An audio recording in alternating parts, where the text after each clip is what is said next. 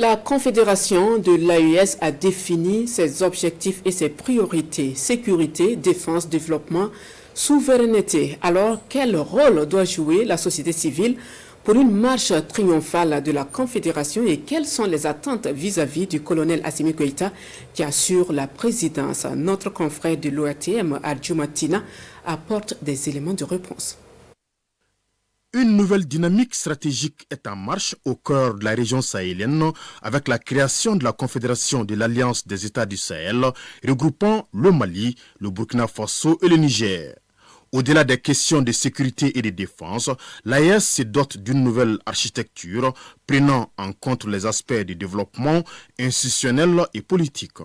La réussite de cet ambitieux processus dépend fortement de l'engagement de la société civile et celle-ci a une vision très claire. Il faut que la société adhère. Mais nous avons beaucoup de défis. Des défis énormes à relever, particulièrement par les autorités et nous aussi. Le défi de l'information des populations.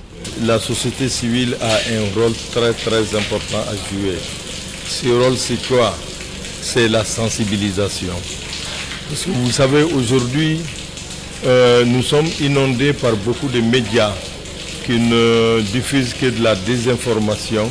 À l'issue des conclusions du premier sommet de l'Alliance des États du Sahel, le Mali, à travers le président de la transition, le colonel Assimi Goïta, a été désigné pour assurer la présidence de l'organisation. Pour la société civile, le président Goïta doit s'évertuer à faire face à d'importants défis. Et quand on fait la confédération, ça devient des actions globales. Il ne s'agit plus des actions ciblées, il s'agit des actions globales. C'est le développement d'une manière globale qui serait visé. Donc pour cela, il faut être vigilant un peu partout. Il faut essayer d'apporter avec les faibles moyens des solutions à certains défis qui peuvent nuire quand même à l'Alliance. Plus de la sécurité, de la communication, le développement est le maillon essentiel. Des défis géopolitiques et sécuritaires qui seront relevés grâce à l'engagement de ses pairs du Burkina Faso et du Niger.